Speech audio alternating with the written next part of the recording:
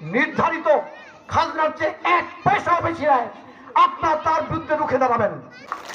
আপনাদেরকে অনুরোধ করছি সচেতন হওয়ার জন্য, সাহস সঞ্চয় করার জন্য। কেউ যদি আপনাদের কাছে নির্ধারিত খাজনার চেয়ে 1 পয়সাও বেশি নেয়, আপনারা তার বিরুদ্ধে রুখে দাঁড়াবেন।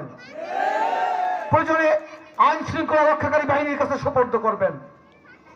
ভবিষ্যতে এরকমের কোনো অনিয়মকে আমি বরদাস্ত করব না, আমি আপনাদেরকে কথা দিচ্ছি ইনশাআল্লাহ। যদি আল্লাহ রাব্বুল আলামিন আমাকে আপনাদের সাথে রাজনীতি করার সুযোগ দেন, যদি আপনারা আমাকে পাশে রাখেন, আমি আপনাদের সাথে থাকতে চাই।